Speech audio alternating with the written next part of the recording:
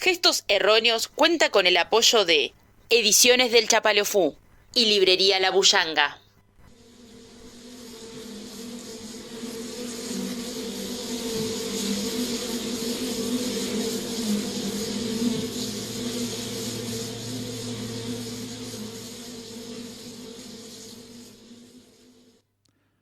Pasó de moda el golfo, como todo viste vos, como tanta tristeza a la que te acostumbrás. Ahora vas comprando perlas, truchas sin chistar, calles inteligentes, alemanas para armar y muchos marines de los mandarines que cuidan por vos las puertas del nuevo cielo. El bronceador Charlotte te cuida de la radiación, rematan el electro de Elvis. Al morir, fíjate de qué lado de la mecha te encontrás con tanto humo, el bello fiero fuego no se ve y hay algo en vos que está empezando a asustarte, cosas de hechicería desafortunadas. Quédate con el vuelto, mula de la enfermedad, pobrete que sos tropa de la guita y chimpancé, quédate esa petaca con saliva y nada más, mordiéndote la lengua, por poco me engañás, sentís la mosca joder detrás de la oreja y chupás la fruta sin poder morderla. Y muchos marines de los mandarines que cuidan por vos las puertas del nuevo cielo. Gestos Erróneos. El cabello tomado con hebillas y tu corazón, pequeña luz en mi cuaderno. Ay, guachos, cómo tira este corazón. Me gustan los perros. La página en blanco es un desierto ardiente y peligroso. ¿Cómo soportan la vida? Lo siento, madre. Me confundí, me compliqué. Pienso que las cucharas quizás se hicieron remo. Erróneos. Gestos Erróneos.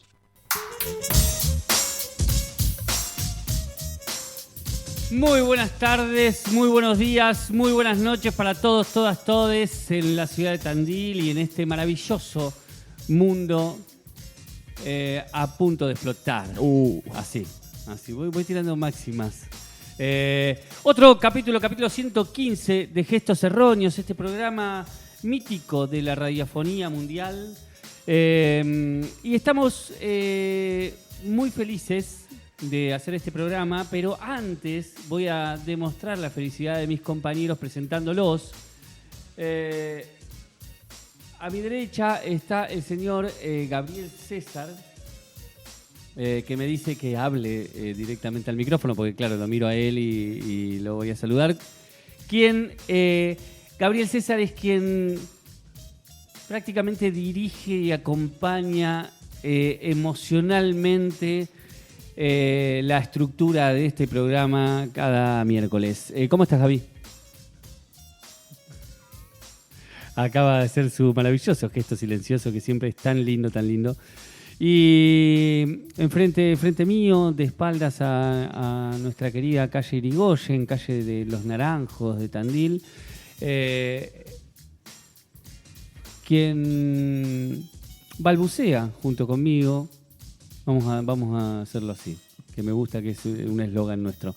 El señor Darío Palito Ledesma. ¿Cómo estás, Palito? Bien, muy bien. Quien también balbucea, Facundo Di Paola, que acaba de hacer esta hermosa presentación. Bien, Dipa. Balbucean con hidalguía, dice. Balbucean con hidalguía. La publicidades de Gestos Erróneos en las redes sociales. Así que lo trataremos de hacer con muchísima... hidalgos del balbuceo, loco. Sí, hidalgos del balbuceo. Mirá, banda indie platense, sí. ¿No? Hidalgos del balbuceo. Y hay algo de embellecer eso que cualquiera diría que es un fracaso o algo menor, ¿no? Exactamente. Así que eso. Como siempre, reivindicando cosas que nadie quiere reivindicar. Exacto. Me parece siempre maravilloso. A eso nos dedicamos constantemente, ¿no? Es como la agrupación esa Putos Negros Peronistas. Claro. Es como, bueno, todo, es como metemos todo acá. Sí. Todo lo que odian está acá adentro. Sí. Bueno. Qué silencio se armó. Sí, porque te tengo que preguntar la pregunta obligada para iniciar este querido programa en Radio Magma. donde nos está escuchando la gente, o también nos puede escuchar por YouTube. Y te voy a hacer la pregunta, que es, ¿qué leíste y por qué? Bueno, hoy vamos a anticipar al invitado del día de hoy porque leí una letra de Patricio Rey y sus redonditos de ricota, Sí. escrita por el mismísimo Indio Solari. Esta letra es Queso Ruso, el último tema de La Mosca y la Sopa, disco de 1991. Lo traje para que charlemos un ratito de capitalismo. Uy, justo hoy no puedo, che. No, mira, tal vez no se puede. No, en realidad me pasó con esto de las elecciones en Estados Unidos, que se Sí. desarrollaron ayer y que ganó Donald Trump, Sí, del sí, cual no sí. podría hacer ningún tipo de análisis, porque no la geopolítica me pasa un poco por el costado. Intento hacer mi mayor esfuerzo, Yo pero tampoco, no seguí las elecciones tampoco y y para hablar, para hacer ya bastante quilombo tenemos. y además no quiero hacer no tengo Twitter para no ser el que habla en Twitter, no lo voy a hacer en la radio Claro. tampoco. Me parece un buen. Pero a mí me pasa algo muy particular Sí. con esta letra de queso, con la letra de Queso Ruso, que es, creo que su frase quizás más divulgada es fíjate de qué lado de la mecha te encontrás. Que es una buena pregunta o una buena invitación. Pero a mí me da la sensación que un poco esa frase se come una cuestión muy impresionante que aparece en la letra, que es algunas cuestiones en torno al capitalismo. A mí me llama mucho la atención. Lo traje primero, lo primero que me viene es esto de y muchos marines de los mandarines que cuidan por vos las puertas del nuevo cielo. Y ahí siempre pienso en la militarización de Estados Unidos y esa idea de ellos están cuidando Sí. este nuevo cielo y nosotros los cuidamos, ustedes entren cuando puedan. Pero después me gusta mucho lo del bronceador Charlotte, la marca de un bronceador, te cuida de la radiación. Rematan el electro de Elvis al morir, que me gusta porque es como, bueno, te vendemos Todo lo se que vende, sea. Sí, sí. todo lo que se pueda vender te lo vamos a vender. Y después me gusta también muchísimo el y chupás la fruta sin poder morderla. Sentís la mosca joder detrás de la oreja y chupás la fruta sin poder morderla. Está bueno de sentir la mosca joder detrás de la oreja porque uno también es como esa sensación de que eso está, pero vos seguís chupando la fruta Sí. y no la vas a poder morder. No la vas a nunca, poder digamos. morder. Pero todo el tiempo sabés que eso ronda alrededor tuyo. Eso está rondando, te está molestando, pero bueno, vos seguís calmado chupando la fruta. Y dice algo también del humo y el fuego. Sí, cuando dice lo de fíjate de qué lado de la mecha te encontrás, con tanto humo, el bello, fiero fuego no se ve. Claro. Digo, eso, también esta cosa de la belleza del fuego y el humo, el humo que tapa todo, ¿viste? Como con tanto humo, ese fuego no se ve, digamos. El fuego podría ser también... porque me quedé con esa porque también hay un lugar ahí para encontrar qué es ese fuego, ¿no? ¿Qué es ese fuego dentro de y también, porque también estaba pensando que todo el análisis, toda la estructura del tema está rondando entre esto y esto. Sí. Todo el tiempo está comparando o poniendo en relación dos cosas de cómo por acá hay algo y cómo te están engañando, cómo te la están poniendo, cómo te la están dando, cómo te están, jodiendo la vida todo el tiempo, digamos. Y no dejándote ser feliz. Y vos estás viviendo siempre la vida de otro, la vida que se impone, digamos. No, recontra. Que te imponen. Y a mí me gusta también mucho esa construcción, el bello, fiero fuego. Bello, Sí, fiero, sí, fuego. total. Eso es extraordinario. Bello, fiero y Y fuego todo juntito, Sí. ¿no? Y después... hay algo ahí en las palabras, también el sonido de las palabras que es muy lindo. Y después me gusta mucho, volviendo con esto del capitalismo, ahora vas comprando perlas truchas sin chistar, ¿no? Nadie chista, ¿no? Sí. Comprando esas perlas truchas. Y también dice calles inteligentes, como que compras calles inteligentes y alemanas para armar, ¿no? Que, Sí. no sé, a mí ahí me da una sensación de una cuestión de, no sé, esto es un mambo mío, de prostitución o muñeca inflable o porno, porque es como una alemana para armar. Capaz que está hablando de otra cosa, pero yo siempre lo llevé a ese lado, Mirá. no sé por qué. A mí me pasaba con este tema y esa idea de calles Calles inteligentes y alemanas. A mí me llevaba a caída del muro de Berlín, la disolución.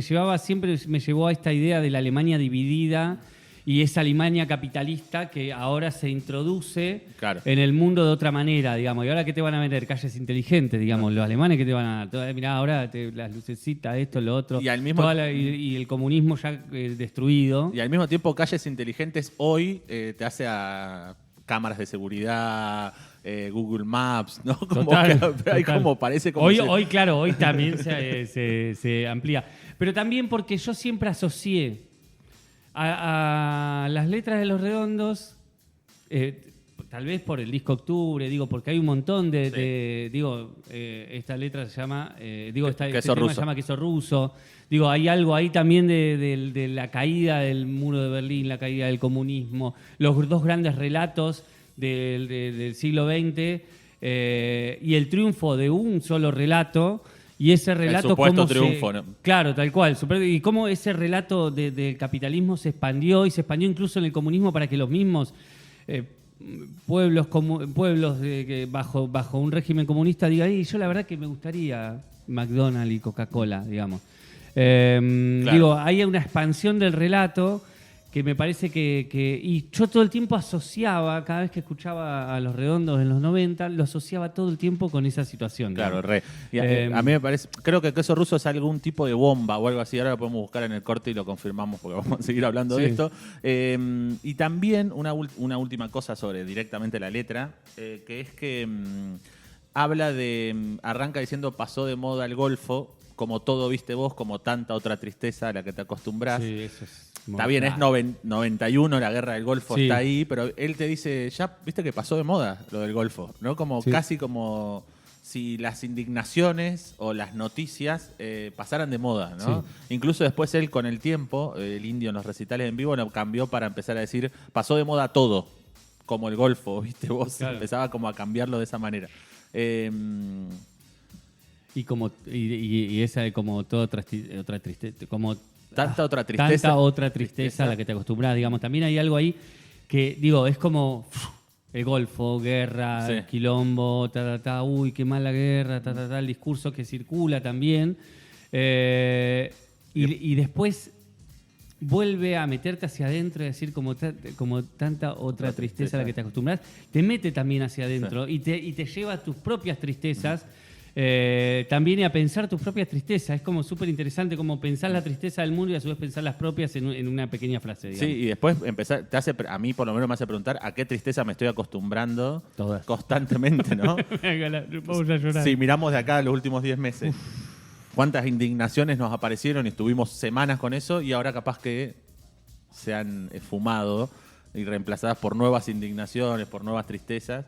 Es muy particular. Y me parecía que estaba bueno a eso, como hablar un poquito de cómo aparece un poco el capitalismo ahí en esta letra, como para arrancar, sobre todo ahora que... Para arrancar con los tapones de punta. Sí, sobre todo ahora que estamos hablando de quién ganó en Estados Unidos, la gente está comentando de eso. Sí, es como... También es un montón, ¿viste? Esto de... Yo no sé, como que... puedo entender que nos afecta a las elecciones de Estados Unidos, pero no sé si es para... No sé, a mí no me dieron ganas de... La verdad que no tengo el ánimo para encarar la política estadounidense, digamos. Sí. No tengo ánimo, no tengo ganas. Todo bien, digamos, pero no, me parece que... No sé, nos falta todavía pensarnos un poquito más acá y ver qué vamos a hacer... con todo esto que nos está pasando. Por eso también era como lo que te decía al principio, me hizo acordar mucho de estas cosas, pero la verdad que no tengo opiniones y me podría poner a pensar en la geopolítica. Así que nada, lo traje por eso, para hablar un poco del capitalismo, para hablar un poco de la ambigüedad de esta letra, que iremos encima profundizando en el próximo bloque, ¿no? Sí, vamos a seguir. Esto es lo que estás ahí como insinuando, que vamos a seguir hablando del indio. Vamos a seguir hablando del indio solar. El capítulo 115 está dedicado enteramente a la poética del Indio Solari. Y que intentaremos, no sé si lo vamos a lograr, salir de algunos lugares, Yo no creo que lo logremos, pero vamos Yo creo que sí. Bueno, por lo menos lo vamos a intentar. Claro, vamos a tratar claro. de hablar de otra cosa. Vamos a ver. Sí. Y También así cómo que- nos afecta, qué nos ha pasado a nosotros con él, qué situaciones hemos vivido, qué reflexiones nos trajo y qué reflexiones traeremos y construiremos ahora acá, ¿no? ¿Lo conociste? No, hubiera sido genial.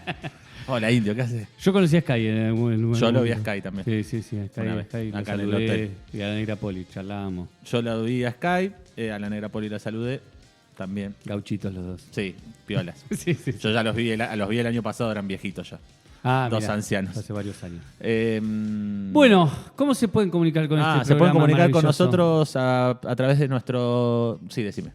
Es como, tal vez junto con Maradona, lo más popular, y tal vez Riquelme, ¿no?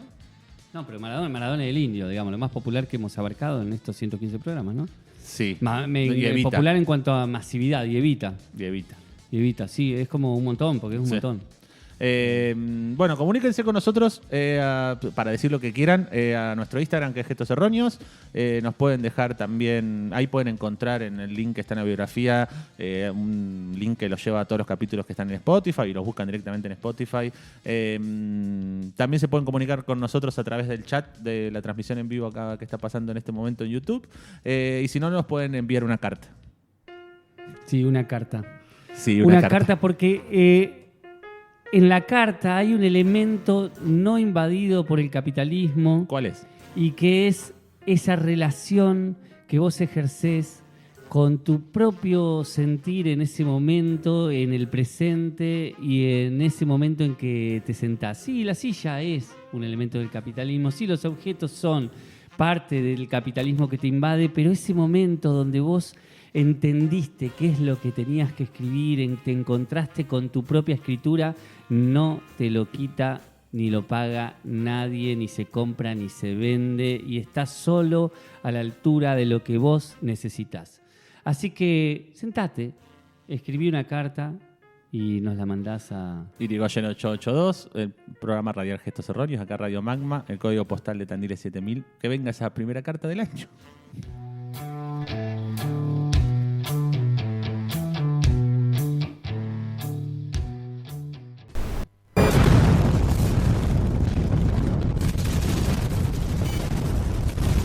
Gestos Erróneos, una trinchera literaria contra los operadores del olvido. Yo no soy quien ni somos quienes para venir a darles lecciones de vida a la gente de Olavarría. Yo lo único que quiero decir es mencionar una de las personas de aquí de Olavarría, una persona de 80 años pasados, que tiene una vitalidad estupenda, que es el presidente del club Estudiantes. Y digo esto porque con mucha facilidad y antes de conocerlo, yo he leído el discurso que dijo para el cumpleaños y tiene una actitud de vida que yo respeto muchísimo y que de alguna manera tiene que ver con alguno de los slogans de los redonditos, que es pensar que vivir cuesta vida, que no se puede vivir dentro de una sanguchera de vidrio, que la vida protegida entre algodones y no expuesta a ninguna experiencia no es rica. Y yo supongo que una persona de esa edad merece mi respeto por esta actitud. Estamos simplemente acá para avisarles a los chicos de la manera que hemos encontrado en este momento, que bueno, que hemos hecho todo lo posible para que nuestra fiesta estuviera en común. Más de eso es imposible que hagamos porque hemos dicho más de una vez que esta banda pertenece a ellos. Nosotros, no sé si ustedes saben que no somos de dar reportajes, únicamente cuando sacamos algún álbum cada año y medio para agregar a la estética y el concepto del álbum algún detalle más.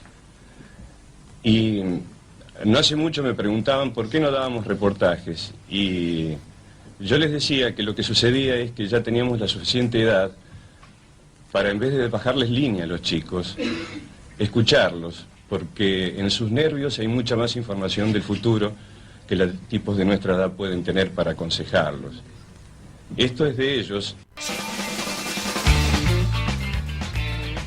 Y seguimos en este segundo bloque de Gestos Erróneos. Acabamos de escuchar la voz del queridísimo Indio Solari, el invitado desde el programa del día de hoy. Esto es un fragmento de la conferencia de prensa que dieron Los Redondos, que en realidad habla solo él en 1997 en el Hotel Savoy en Olavarría. La conferencia de prensa se da en el contexto de que prohibieron y no podían tocar en Olavarría. Era la única manera de avisarle a las personas que estaban viajando hacia la ciudad que no podían realizar el recital y que no se iba a realizar. Entonces dan esa conferencia de prensa, que es la única vez donde Los Redondos salen en televisión y hablan. Yo sumo un par de cosas sobre eso. Me gusta mucho que dice lo de vivir cuesta vida, que no se puede vivir en una sanguchera de vidrio. Entre algodones, que necesitas experiencias. Ahí también hay una premisa muy importante de lo que es Los Redondos y después quizás lo que fue la carrera solista del Indio, que es esta banda es de ustedes, es de ellos, es de la gente que está abajo. Que es una premisa que también va a abarcar, perdón, entre paréntesis, Sí. ¿no? Que también va a abarcar lo que él piensa sobre las letras, la poesía, la interpretación de eso por parte de la gente. Quedan manos de la gente. Exacto. Lo que entienda de cada una de las... Esto también es así. es de digamos. ustedes. Circula Y de después esa manera. me parece muy bueno lo de somos tipos de cierta edad que ya no bajamos línea, Hermoso sino eso. que estamos para escuchar, porque en sus nervios hay más información del Del futuro. futuro, sí, hermoso. Eso es extraordinario. En los nervios de los jóvenes hay más información del futuro y me parece que es una premisa o un consejo que tendríamos que tener. Yo en este momento, y el Gaby también, tenemos la edad que tenía el Indio cuando da esa conferencia Sí. de prensa, o 10 años más. Bueno, no me acuerdo. 40 y pico tenía, No, ¿no? perdón, 10 años más que nosotros tenía en ese momento. Claro, 40 y pico. A mí me pasa algo muy loco con el Indio y la edad, que es, pensemos el primer disco de Almendras, pensemos en los grandes músicos de la Argentina. El primer disco de Almendras del 69, creo que Spinetta tenía 18, 19 años cuando sale el primer disco. Los primeros discos de Sui Generis, tenía 18, 19 años, Sí. el Charly García. El primer disco de Los Redondos, Gulp, sale en el 85 y el Indio tiene 36 años. Sí, pero bueno, Los Redondos se forman en el En el 75. 78, son 7 años, pero igual se forman la banda a los 29 y el primer disco Sí, sale sí. en el 85. Es un tipo grande cuando, por lo menos el Indio, es un tipo grande cuando empiezan a circular, digamos, Sí. y se empiezan a popularizar. Digo, eso, me pareció siempre muy particular eso sobre cuándo arranca la carrera de los... Es verdad que el Indio ahora tiene 70 y... Y es del 49, tiene 4, 75. 75. 75. Es más grande que Charlie. Es más grande verdad. que Charlie. Es más grande que Charlie. Charlie tiene 70. Es verdad eso que también es más grande que Charlie. No es más joven que Charlie, digamos. ¿No? Pero la banda empieza después de que ya había grandes bandas del rock nacional, digamos. Total, recontra. Es cierto. Bueno, ¿qué podemos hablar de Yo tengo algo un fragmentito sobre ya que estamos hablando de esta idea del nervio y el futuro, de que en los jóvenes no estamos para bajarle línea a los jóvenes, sino que en ellos estamos para escucharlos. Eso también es súper lindo, digamos. Tengo algunas cosas que encontré sobre lo que él piensa del futuro. El futuro... Yo le puse el futuro porque en realidad está hablando de cómo la era digital va avanzando, que a veces, a gran parte, a mí me pasa por lo menos que a veces me siento abrumado por esos avances de lo digital. Pero bueno, también él tiene una opinión que me parece que está buena para poder pensar otra pata de eso, ¿no? Le preguntan esto: ¿cómo estás pensando este universo en el cual nada escapa de la digitalidad? Es un universo que me dejará de lado, pero ¿quién soy yo para que me tome en cuenta el destino y todo eso? Esta no sé si no es de la última entrevista con Pedro Rosenblatt. No me acuerdo porque fui rescatando cosas.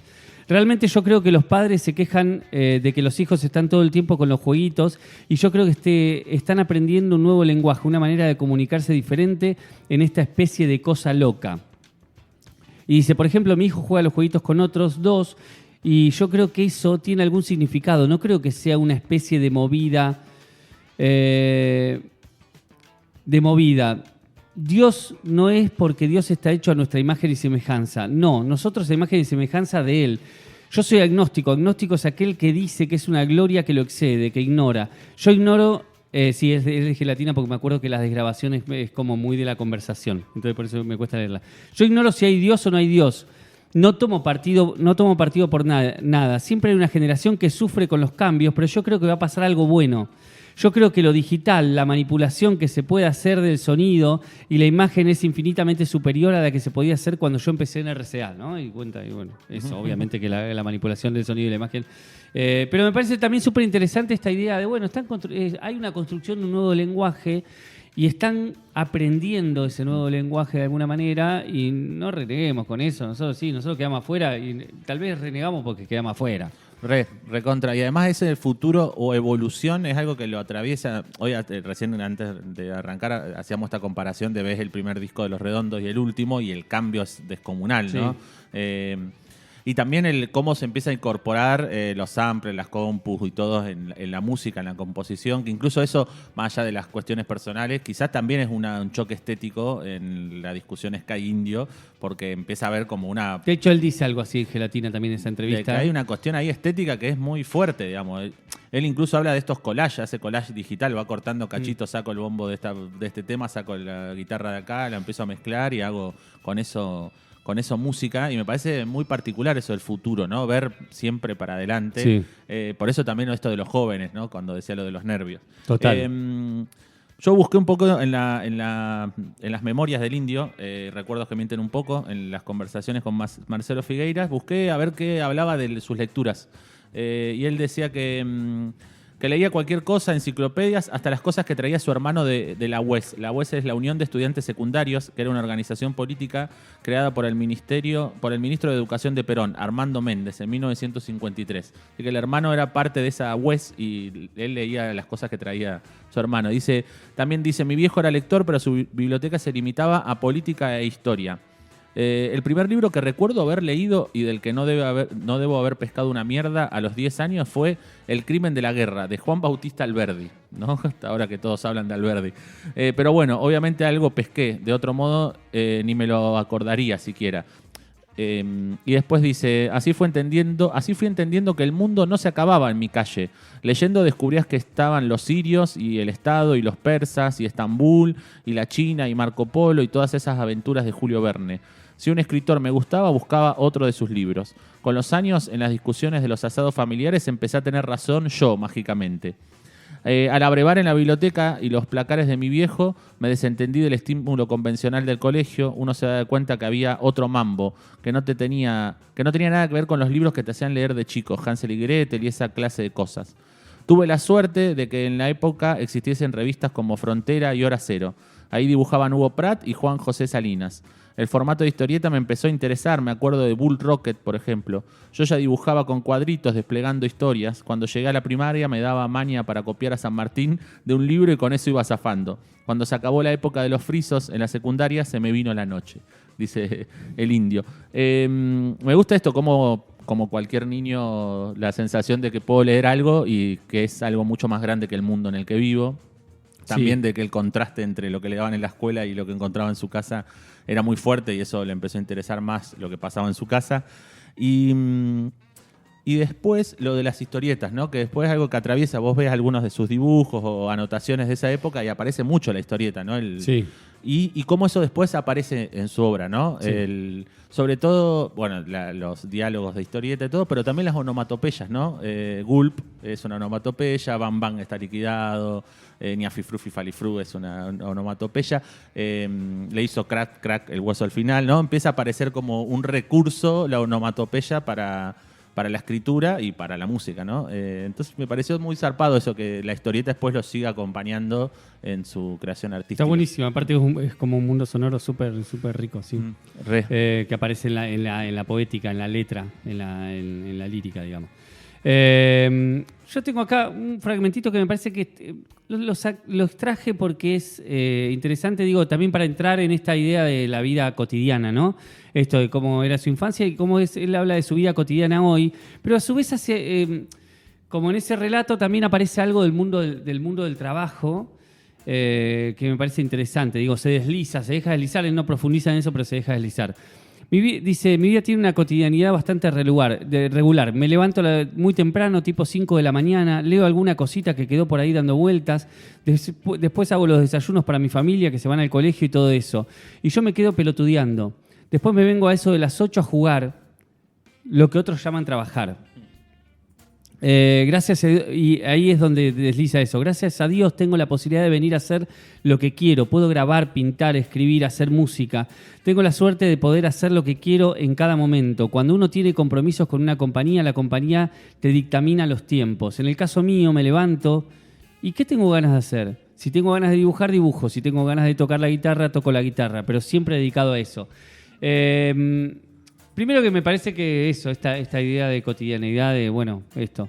A veces me da la sensación de que sucede cuando hay ídolos populares muy grandes que uno se olvida de que son viven, personas, de que viven normalmente como todos, digamos. Y le construyen mundos idílicos, ¿viste? Y primero eso, digo, esta cosa de levantarse, hacer el desayuno, digo, así, como estar incluso con la pasa familia. algo muy loco con eso, que casi siempre cuando se hablan de tipos como el Indio, Messi, Maradona o esos personajes así, que mucha gente dice cuando lo conoces, dice, vos te das cuenta que el Indio tiene el registro de que para vos es un momento importante, entonces lo que hace es tratarte lo más normal posible. Claro. Y capaz que en realidad te está tratando lo más normal posible. Claro. No tiene un registro, simplemente es, hola, ¿cómo andás? Sí, sos una persona igual que yo, qué bueno. No tengo un registro de nada. Claro, sino no es que tiene sobre... que impostar nada, porque en realidad se comporta eso. como una persona, como es Común una persona. sí. No es una extraterrestre, pero bueno, pasa eso. Pero lo que le pasa, bueno, ponele Baraglia, que es el tecladista del Indio, de la última banda, cuenta que la primera vez que tuvo que ir a ensayar, tuvo todo el ensayo pensando, ensayaban eso, en algún momento iba a venir el Indio a hablar y a conocerlos y demás, y que el chabón estaba ahí todo el tiempo y bueno, y estaba re nervioso de cuándo va a venir y no vino en todo el día. Claro. Cayó recién al otro día, entonces el chabón estuvo todo nervioso y nunca pasó. Así que son muy graciosos esos momentos así. Sí. Bueno, eso y después esta idea del juego y el trabajo, digamos, de esta distinción, que es una distinción que en el arte suele suceder mucho, pero también esta cosa de agradecer esa situación de yo puedo hacer esto y hay otra gente que no puede hacer esto. Ya sea por una compañía, en el caso de los músicos, porque una compañía les exige determinadas cosas y tienen que y cumplir, o por el capitalismo y la explotación legal de 8 horas diarias de trabajo. Total.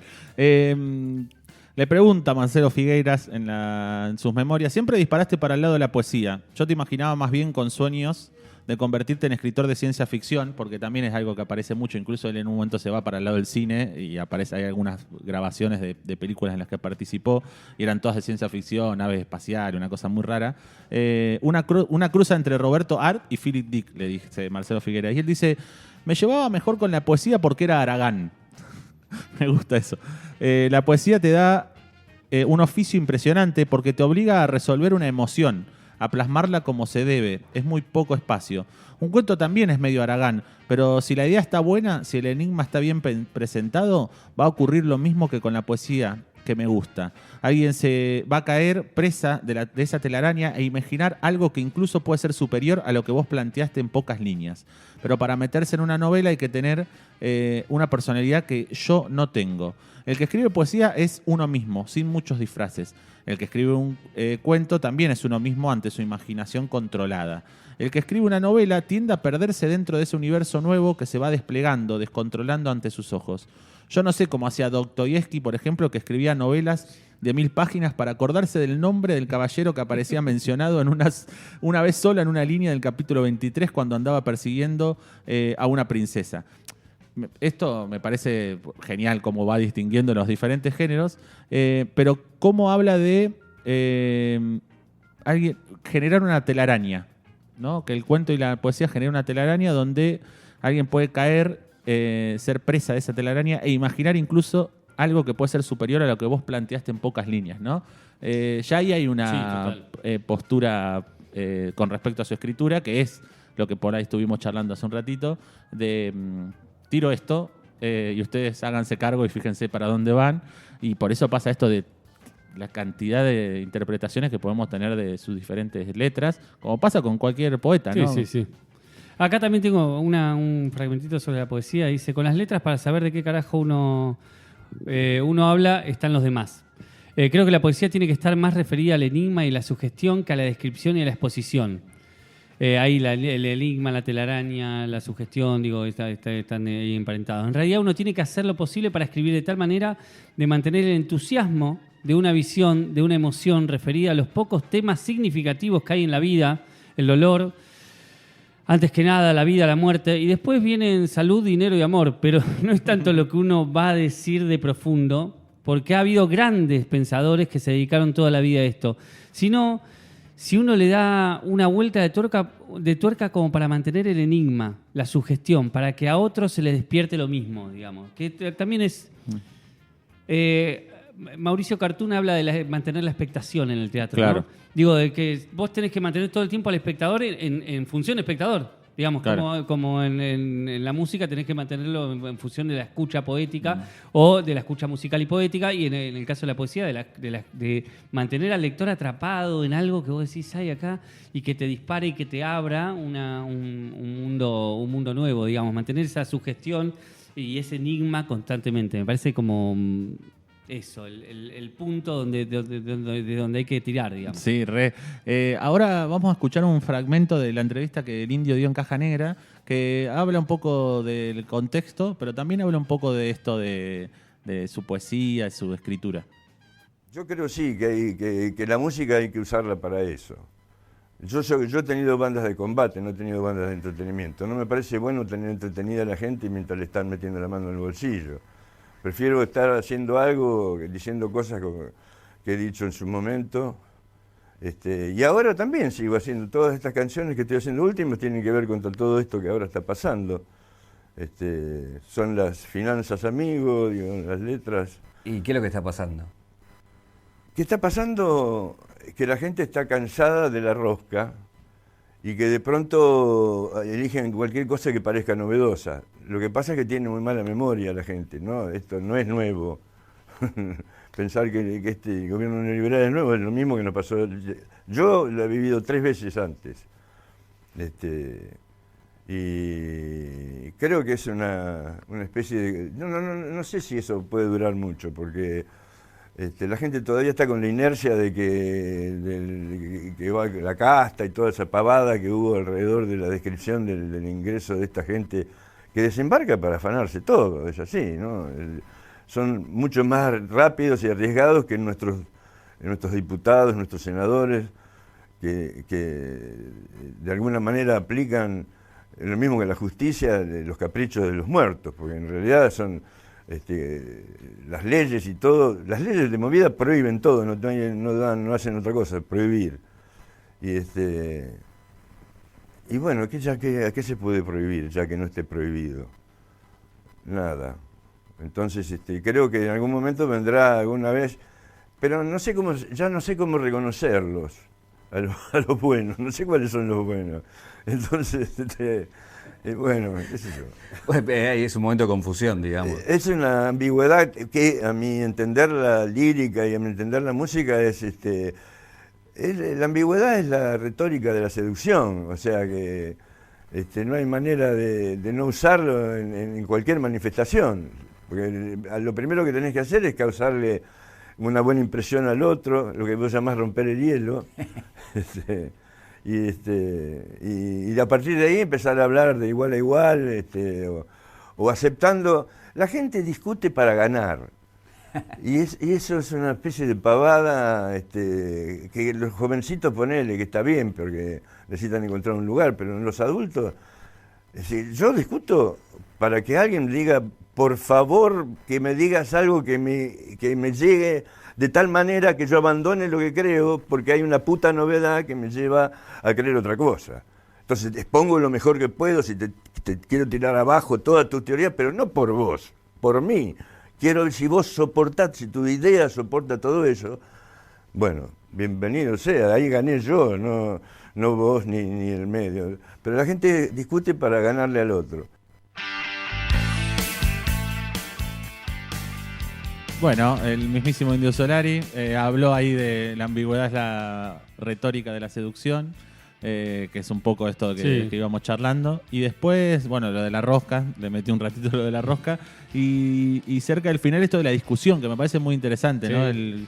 Y vuelve a hablar de... Quiero que me hables para ver si tu idea resiste todo lo que te voy a preguntar o todo lo que te voy a discutir. Y si lo resiste, mejor para mí porque encuentro una novedad, ¿no? Sí, de total. vuelta lo nuevo, lo que viene adelante, lo que está ahí por descubrirse. Te sumo algo más sobre qué piensa de la escritura y demás. Él dice, a la hora de narrar hay distintas aptitudes. Todos los escritores son especialistas en algo. Yo soy de prenderme a todos los pensamientos que me llegan, no los ahuyento, les doy su oportunidad. Para eso debes tener una psiquis entrenada, claro, porque de otro modo vivirías aturdido. Por eso no soy de la clase de tipo consecuente que hace falta para armar un relato de largo aliento. Enseguida aparecerían cosas que me entusiasman más y me irían para ese lado. Empezaría a jugar con otro viaje. Pero Philip Dick me gustaba, sí, como los escritores que para mí valen la pena. Tenía el cuero duro. A veces me pasa con mi mujer Virginia cuando estamos viendo una peli que aparece una escena difícil y ella quiere apagar o cambiar de canal y yo le digo, no, déjame, yo quiero ver. Porque los que escribimos debemos ser capaces de tener los pensamientos más atroces, de presenciarlos para reconocerlos. Si uno pudiese fisgonearlo todo, debería hacerlo. No puede amilanarse porque haya pecado. El artista no tiene que formar parte del sentido común de la sociedad.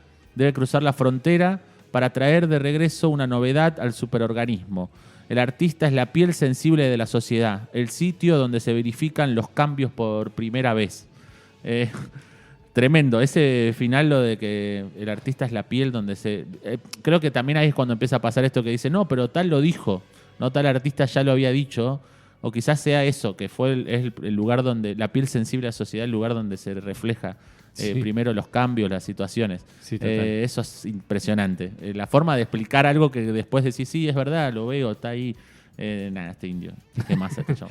Che, yo acá tengo varias extraje de entrevistas, de algunas cosas que va diciendo sobre la poesía. Dice, escribo canciones en la creencia de que el efecto poético se produce por la capacidad de un texto de continuar generando lecturas diferentes sin ser consumido nunca por completo.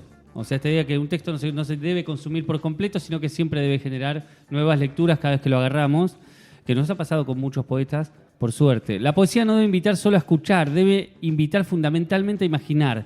La poesía es subjetiva. Se vuelve objetiva cuando sus destinatarios después se dejan envolver por ella. O sea, el lector es el único que puede volver a la poesía como algo objetivo. La principal regla poética es conmover. Todas las demás no se han inventado sino para conseguir eso. La poesía no puede ser definida con precisión porque no nos es dado conocer su esencia, sino sentirla. O sea que ahí no hay definición de poesía, sino que hay que sentirla. Hay que sentirlo, digamos, claro. La poesía crea realidades intelectuales que se presentan emocionalmente, no como un pensamiento reflexivo ni filosófico, sino como un pensamiento rítmico, que también es súper interesante también la idea de el pensamiento de la poesía es rítmico. Esta idea, acá une dos cosas. Primero la idea de conmover, la idea de sensaciones, de sentir la poesía y a su vez el ritmo, digamos, que son dos cosas que en general aparecen en todos los poetas, la idea de la musicalidad de las palabras y las sensaciones que eso va dejando.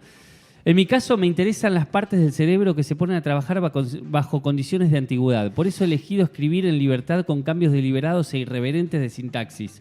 En definitiva, la poesía, como la ciencia, es nada más que una interpretación del mundo.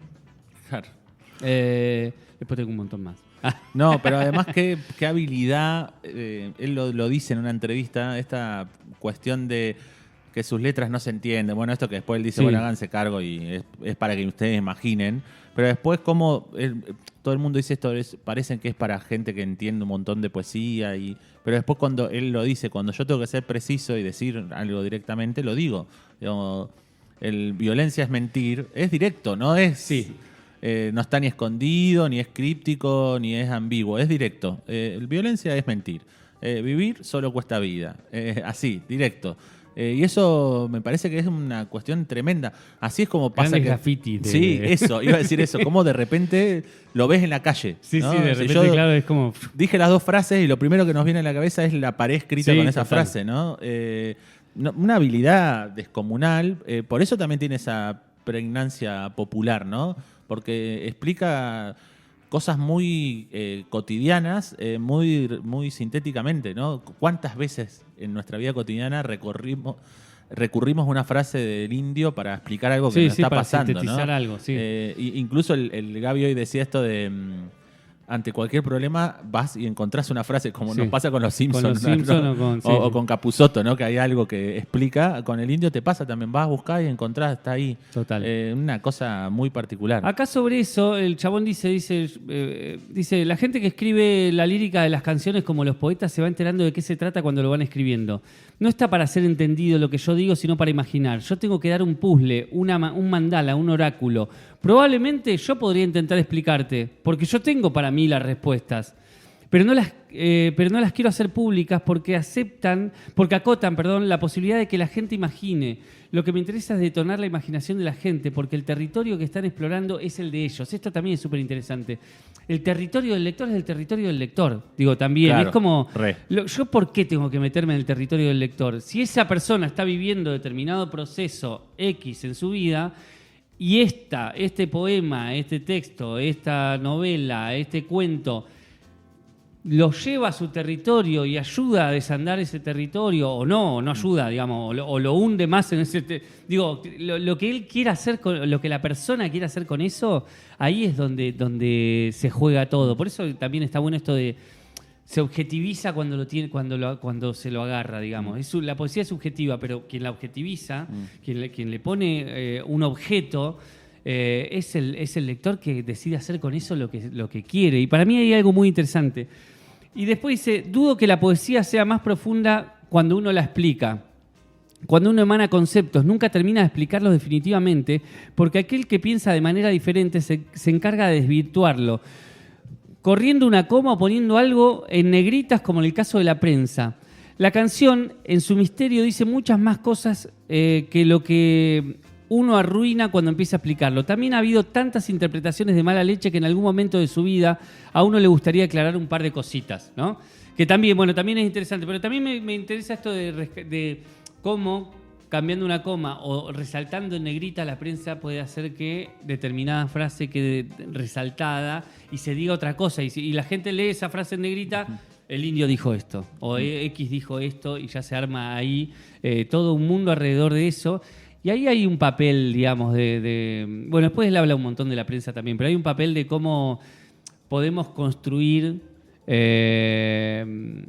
demonios alrededor de alguien o ángeles alrededor de alguien solo resaltando en negrita unas palabras. Sí, digamos. sí, incluso en esta última entrevista que dio con Gelatina hace poco tiempo, él decía esto de que la gente cree que realmente tiene propiedades en Nueva York, ¿no? Sí, y es una construcción lo leí también después en otra entrevista. una construcción de la prensa, ¿no? Sí. Bueno, ahí hay una cuestión muy particular, el vínculo Indio Solari y la prensa. Sí, incluso recién no hablábamos en la conferencia de prensa, iba su primera aparición en la tele y que fue una sorpresa, ¿no? Hoy hablábamos de esto de quién será este rockero que mueve a esta gente de las clases populares, que son los que roban y que, viste, como que había todo un imaginario en torno a quién seguía Los Redondos. Y cuando aparece un tipo pelado con lente que habla re preciso, con una tranquilidad total. No era la imagen del rockero de los 90. Habla de sino que no les quiere bajar línea. Y con una tranquilidad dice, bueno, no, nosotros estamos acá, tú, es un bajón. No nos dejan pero tocar, listo. debe haber sido hicimos fuerte. todo lo posible. Debe haber sido fuerte para los padres de los adolescentes que veían al Indio Solari ver a ese tipo ahí, ¿no? Y ver que no era otro tipo de rockero. Podría ser un vecino cualquiera que... Sí. En una... Pensaba un poco hablar también de referencias, cosas. Lo que pasa es que hay nombra tantos artistas, tanto consumo cultural, es muy complejo. Pero en un momento encontré en una nota que hablaba de Artaud y que en un momento de esa cuestión, hablando de Artaud, de Antoine Artaud, dice que en un momento lo internan a Artaud y Breton dice sobre Artaud, Artaud pasó del otro lado, ¿no? Fue como su manera de decir. Y el indio dice que a Breton le faltó decir que todos aquellos poemas que nutren el espíritu con una sinceridad extrema nacen del extravío. Me pareció muy bueno. Y después encontré, una cosa que está bueno recomendar, que se conoce bastante, pero está bueno volverlo a buscar, que es esta sección que él hacía en el programa de Marcelo Figueiras que llamaba el Mr. Lee y que leía diferentes cuestiones de la literatura.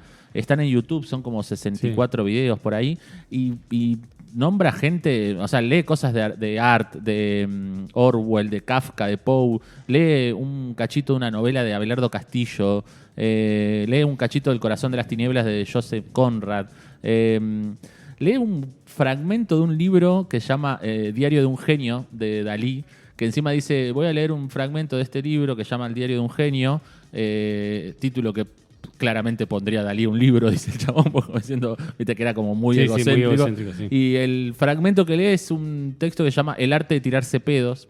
Y después nombra gente que yo, la verdad, que no tenía la menor idea que existía. Por ejemplo, sobre Philip Slater, sobre la medicina en Occidente, y un tipo que habla sobre cómo se ve la medicina en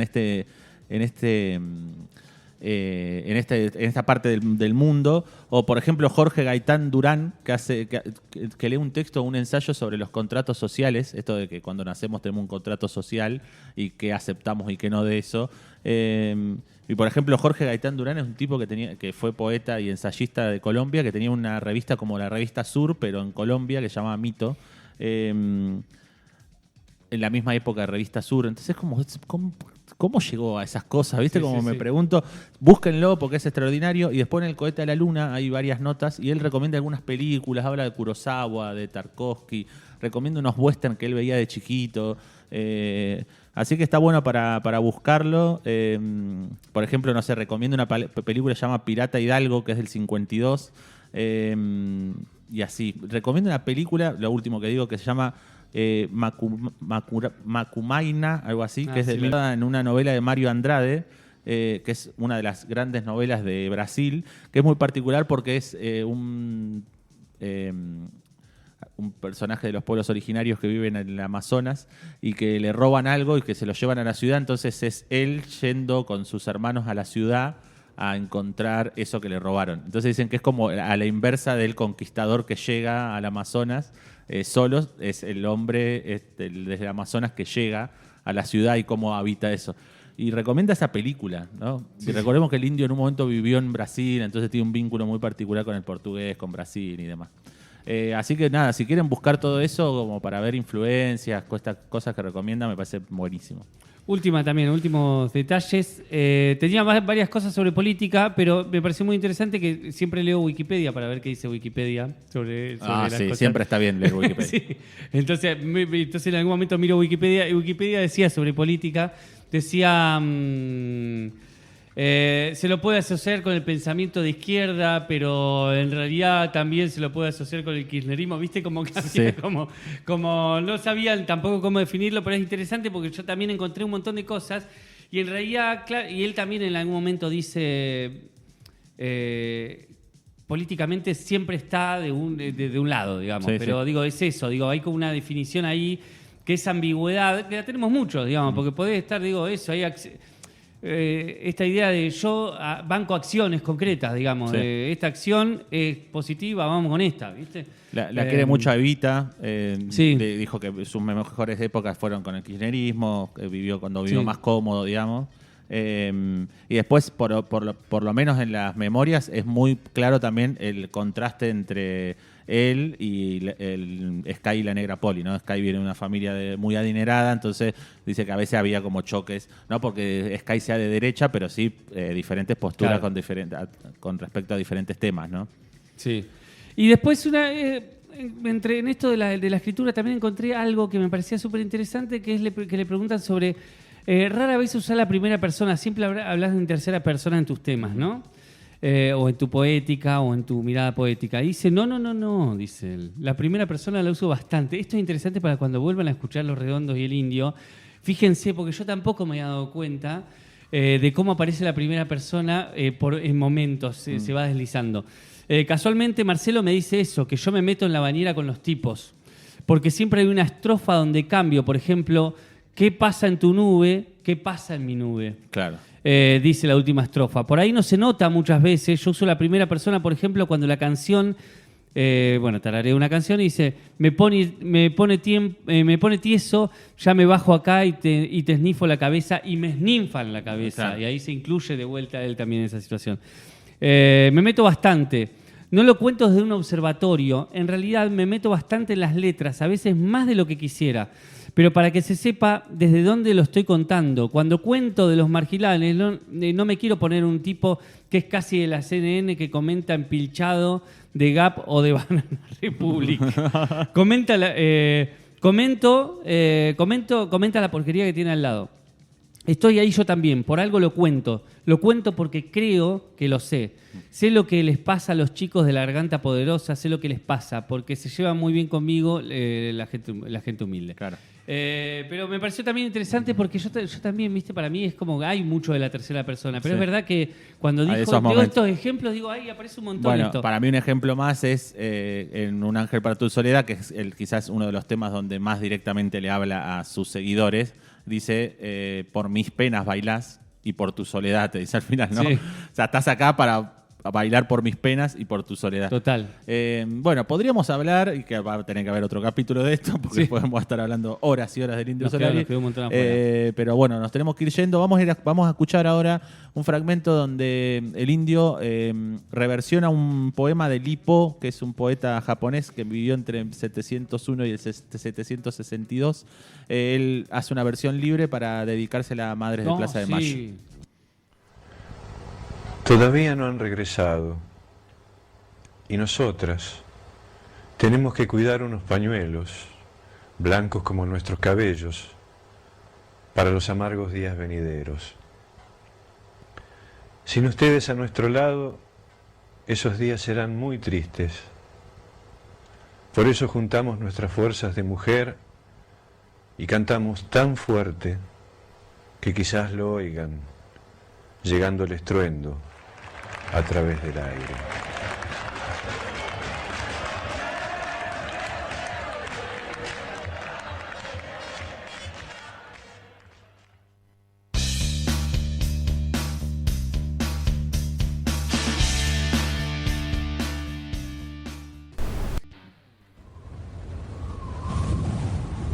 Gestos erróneos. El salto al vacío del terraplanista acorralado.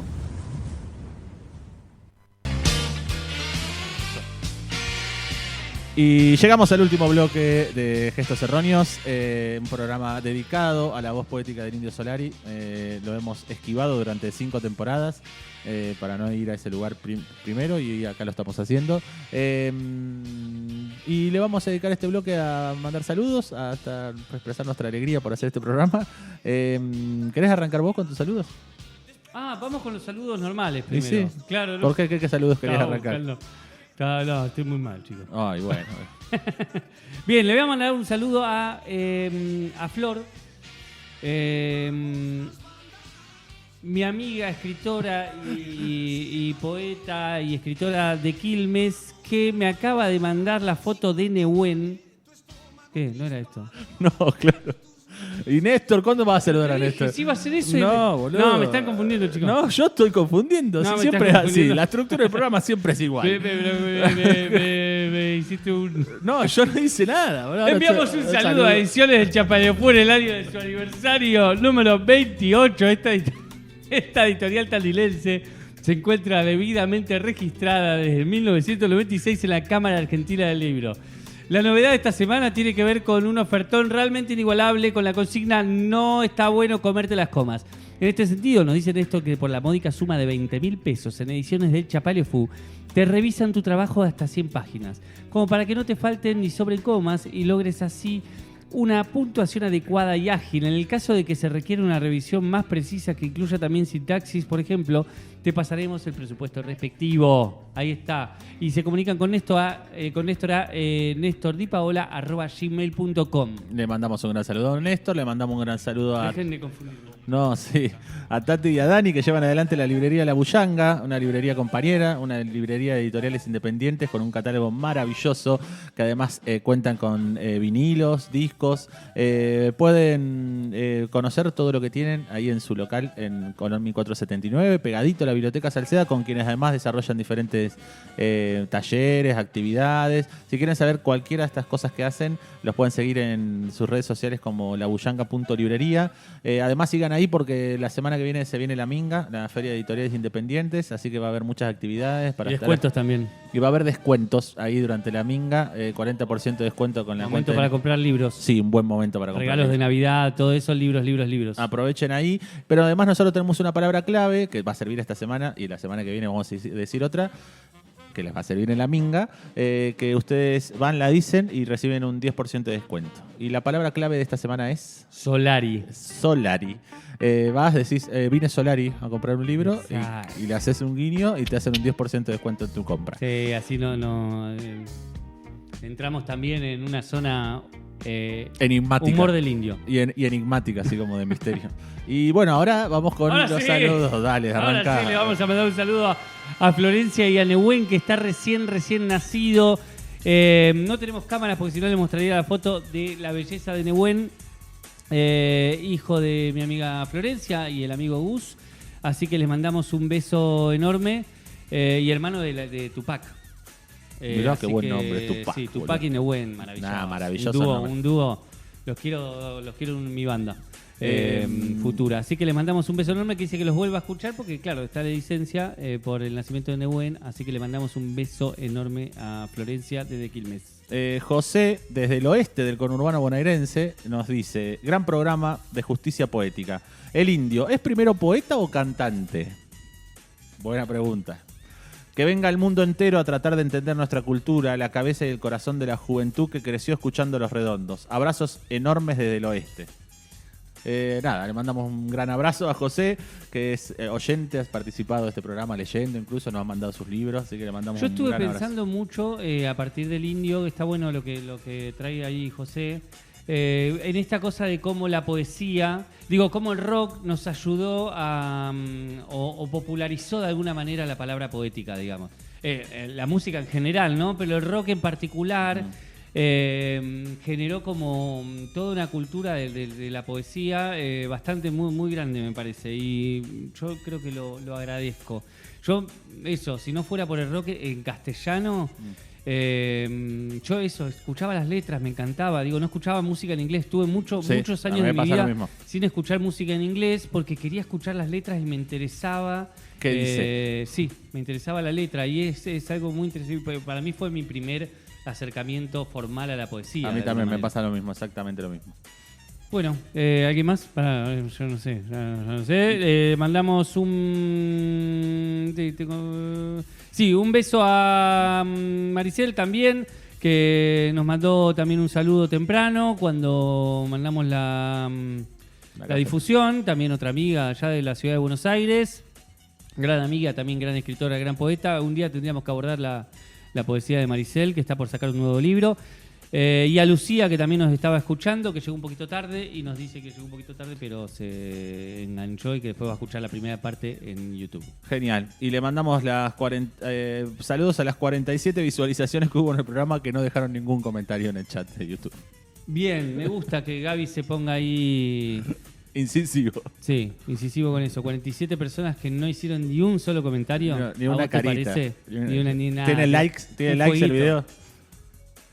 No tenés ni idea. Un fueguito. Dos likes tiene. Un fueguito. 47, 2. Like, Bueno, nos vamos. Bueno, nos vamos. Este programa lo llevaron adelante. Lo digo yo. Dale, decilo, dale. Este programa lo llevaron adelante primero Gabriel César, que cual Riquelme está ahí en los controles dirigiendo este gran equipo que está acá tratando de embarrar la cancha. No, de jugar en la cancha. Embarrar no. De jugar en la cancha. Y Palito Ledesma y Facundo Di Paola, quienes habla. Y la verdad que es un placer siempre hacer gestos erróneos con ustedes. Los quiero mucho.